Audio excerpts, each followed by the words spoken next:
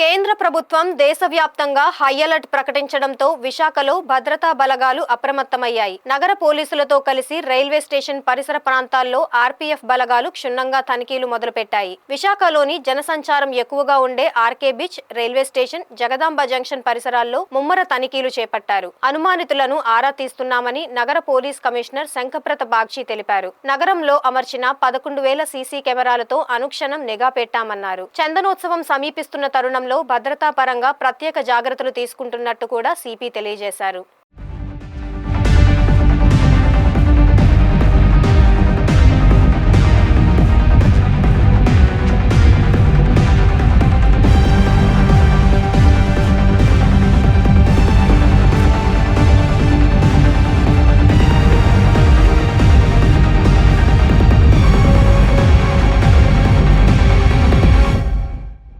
High alert మా హైదరాబాద్లో కొన్ని ప్రాంతాలు, విజయవాడలో కొన్ని ప్రాంతాలు, మన సిటీలో Jagadamma junction, railway station, Ramakrishna beach, ఇవన్నీ కొన్ని ప్రాంతాలు ఉన్నాయి. కానీ పోలీస్ అన్ని విధంగా ప్రికాషన్ తీసుకుంటున్నారండి. పబ్లిక్ అనవసరంగా ప్యానిక్ చేయాల్సిన పని లేదు.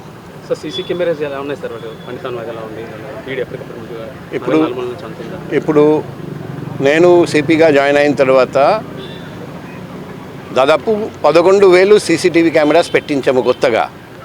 కానీ ఆకాశమే మన హద్దు, ఇంకా చాలా సీసీటీవీ కెమెరాస్ పెట్టాల్సి వస్తుంది. అది కూడా స్లోగా పెట్టిస్తున్నాం. సార్, ఆక్టోపస్ టీములు, ఇది ఆక్టోపస్ అంటే ఐజీ ఆపరేషన్స్ ఆయన చూస్తారండి. సో ఆయన ఎన్ని ఆక్టోపస్ టీమ్స్ పంపిస్తారండి, అది ఆయనతో మాట్లాడి తెలుసుకుంటాం. సార్, చందనోత్సవం కూడా దగ్గరకు వస్తుంది, లార్జ్ గ్యాదరింగ్ అయ్యే అవకాశం ఉంది. అలాంటప్పుడు మీరు ఎలాంటి ఇంకా ముందు జాగ్రత్తలు తీసుకోవాలి? చందనోత్సవం సందర్భంగా భక్తులకు ఎటువంటి ఇబ్బంది కలగకుండా అన్ని విధంగా చర్యలు తీసుకోవడం జరిగింది. నిన్న రాత్రి కూడా మేము సింహాచలం వెళ్ళి అన్ని ప్రోగ్రామ్స్, అన్ని ఏర్పాట్లు చూసి వచ్చాము. చందనోత్సవం కూడా ఎటువంటి ఆటంకం కలగకుండా మేము ఎన్ష్యూర్ చేస్తాం.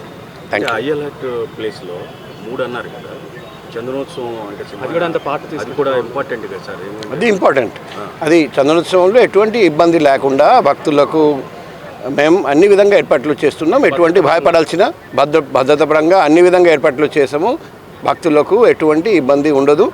భక్తులు అనవసరంగా భయపడదు. సార్, వాళ్ళు ఎలాంటి జాగ్రత్త తీసుకోవాలి? భక్తులు వాళ్ళ మధ్యకు అంజన్లు ఎవరైనా వచ్చినా సరే ఏం చేయాలి?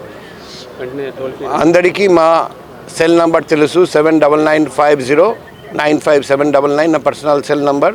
అది కాకుండా పోలీస్ నంబర్ 112 తెలుసు.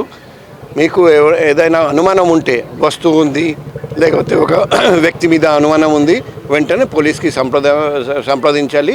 నేను అందరికీ విన్నపం చేస్తున్నాం. అంటే ఈ 14 ప్లేసులతో పాటు వైజాగ్లో ఉన్న 3 ప్లేసుల్లో కూడా అత్యవసరం అయితేనే కానీ ఎవరు రావద్దనేది సెంట్రల్ గవర్నమెంట్.